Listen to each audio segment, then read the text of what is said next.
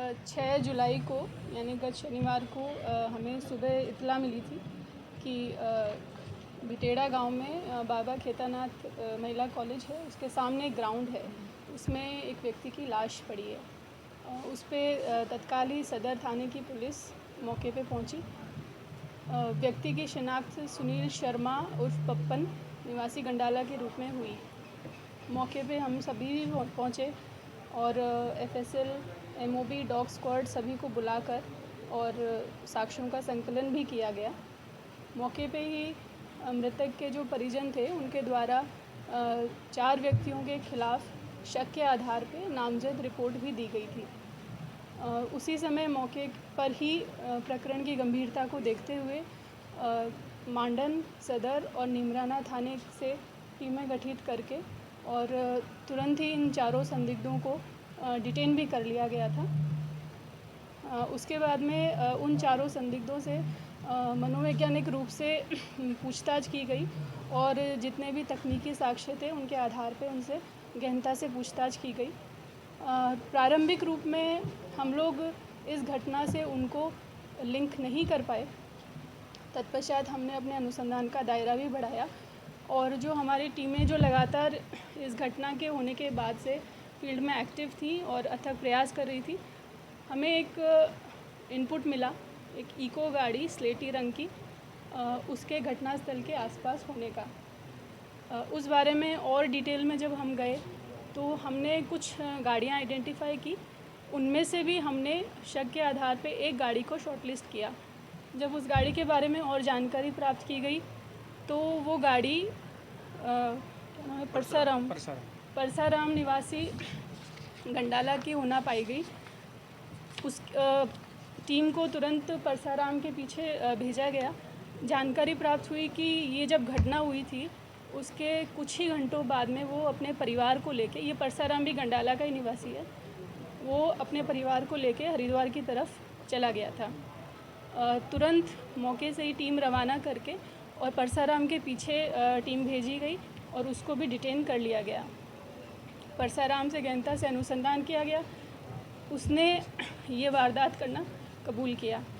अब जो समस्त घटनाक्रम है वो इस प्रकार सामने आया कि जो परसाराम है, जो गंडाला का निवासी है, ये इसकी इको गाड़ी है स्लेटी रंग की, ये इसको टैक्सी में चलाता है।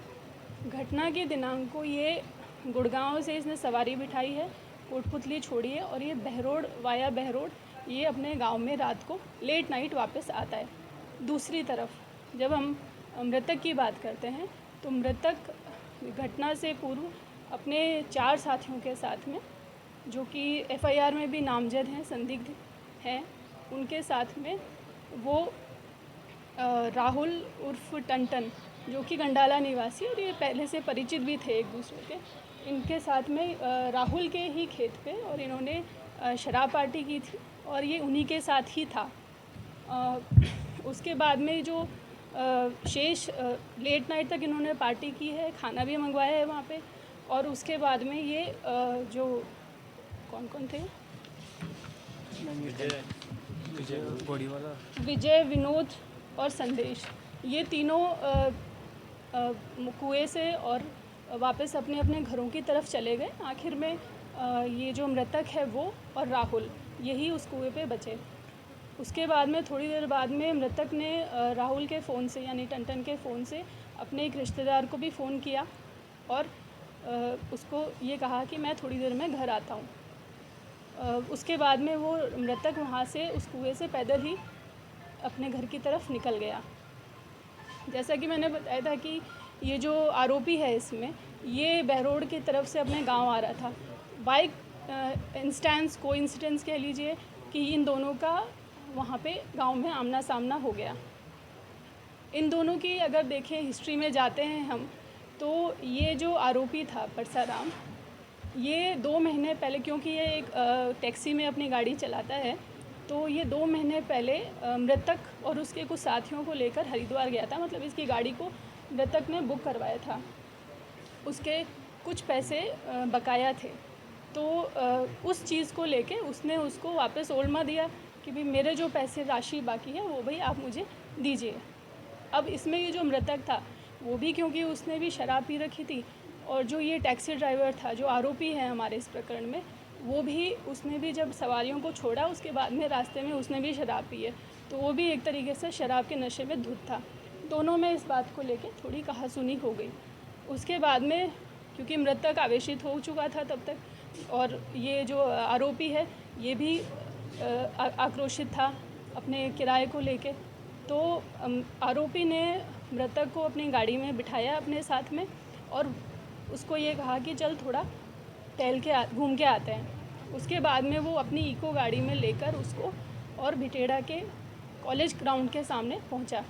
वहाँ पे दोनों ने गाड़ी पार्क की और वहाँ पे भी उतर के उन्होंने शराब पी है, और उसके बाद में वहाँ पे दोबारा उस चीज़ को लेके इनके आपस में हॉट टॉक हुई है, और पैसों को लेके, क्योंकि शराब का नशा इतना चढ़ चुका था कि उस समय इन्होंने आक्रोशित होकर जो आरोपी है उसने और उस पर अपने गाड़ी के अंदर एक तार था उससे अटैक किया, जो बैटरी में लगाने का तार आता है जिसके आगे बोल्ट होते हैं, उससे उसके सिर पे अटैक किया। उसकी गंभीर चोट आई। मृतक ने वहाँ इधर उधर भागने की भी कोशिश की। उसके बाद में वो फाइनली एक जगह जाके गिर गया। ये जो आरोपी है इसने गाड़ी को भी इसके मृतक के शरीर पे चढ़ाया है, और फिर वो जल्दबाजी में वहाँ से रवाना हो गया, और मौके से ही वो तुरंत अपने घर जाता है और अपने परिवार को जल्दी से वहाँ से लेके और हरिद्वार की तरफ रवाना हो जाता है। इको गाड़ी का जो हमारा डाउट था वो इसलिए और भी बहुत इम्पॉर्टेंट एक क्लू था, क्योंकि मौके पे जब हम गए थे, मौके की स्थिति जो हमने देखी थी, वहाँ पे गाड़ी के टायरों के ताज़ा निशान थे, और जो मृतक का शरीर था उसके ऊपर भी, उसके जो कपड़े थे और उसका हाथ था उसके ऊपर भी टायर चढ़ने के साफ साफ निशान परिलक्षित हो रहे थे। कार्रवाई में विशेष भूमिका किसकी रही और कितने जो कैमरे आपने खंगाल के वहाँ तक पहुँचे? इस पूरे मामले के अंदर जो हमारी विशेष भूमिका में, क्योंकि जो एफआईआर थी और इसमें जो नामजद थे शक के आधार पे, वैसे अभी हमारी इन्वेस्टिगेशन अभी जारी है। जो मुलजिम है उसका रिमांड लेके हम उससे और भी तथ्यों पे इन्वेस्टिगेशन करेंगे कि क्या उसके साथ और कोई था या और कोई किसी भी तरीके से, किसी भी प्रकार से किसी का इन्वॉल्वमेंट इस घटना में है या नहीं है। मैं क्योंकि एक तरीके से ब्लाइंड मामला था, इसमें ये जो आरोपी है जिसको हमने अरेस्ट किया, जो मुख्य आरोपी है जिसकी घटना में गाड़ी भी हमने बरामद की है, और जो जिस हथियार से, जिस तार से इसने मारा है वो भी पुलिस द्वारा बरामद कर लिया गया है, तो ब्लाइंड मर्डर का खुलासा किया गया है। तो मैं विशेष रूप से मेरी जो टीम है, सीओ बहरोड, एसएचओ सदर और हमारी सदर थाने की पूरी टीम और मेरी साइबर टीम, मैं उनको विशेष बधाई देती हूँ कि उन्होंने इतने कम शॉर्ट समय में और इस तरीके से एक बिल्कुल क्लूलेस एक घटना को और इन्होंने इस तरीके से अंजाम पे पहुँचाया, और जो मुख्य अभियुक्त था इस घटना का उसको वो पकड़ के लेके आए। सोनीपत से हमने इसको डिटेन किया था। इनका कोई लगभग 12,000 का था, जिसमें से 4,000 उसने उस समय मृतक जो था उसने पेमेंट कर दिया था। बाकी जो राशि थी उसको लेके इनका विवाद था, क्योंकि ये जो आरोपी है ये टैक्सी ड्राइवर ही है और इसका परिवार भी काफ़ी बड़ा लंबा चौड़ा है, तो इस वजह से ये थोड़ा सा प्रेशर में भी था उस चीज़ को लेके। आरोपी मतलब गंडाला का है या फिर रहने लग गया? नहीं, आरोपी का घर गंडाला में ही है। दोबारा दारू पीने के लिए आए आरोपी अपराध करता है तो वो कानून से नहीं बचेगा। किसी गलतफहमी में, किसी मुगलाहट में ना रहें।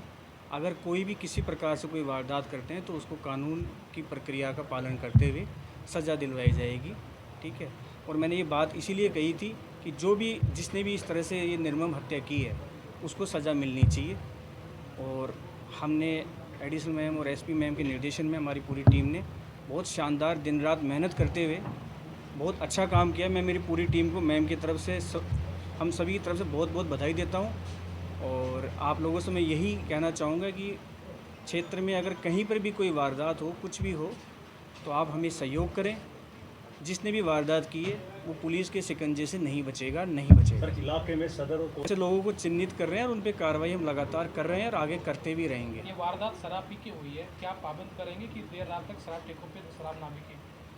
हमने इसके बारे में पहले भी पाबंद कर रखा है क्षेत्र में, टाइम टाइम मेरे द्वारा भी गश्त ली जाती है, SHOs भी गश्त ले रहे हैं और हम इसमें और अब सख्ती से पालना करवाएंगे कि शाम को 8 बजे बाद शराब बिक्री नहीं हो। हम आबकारी विभाग से भी आपस में समन्वय बनाएंगे और आप लोगों के माध्यम से, जैसे मैम ने बताया, लोगों से भी अपील करेंगे कि इस नशे की प्रवृत्ति से आप दूर रहें। इसमें नुकसान ये, नशे में आदमी 50 तरह के पाप साथ लेके चलता है। यही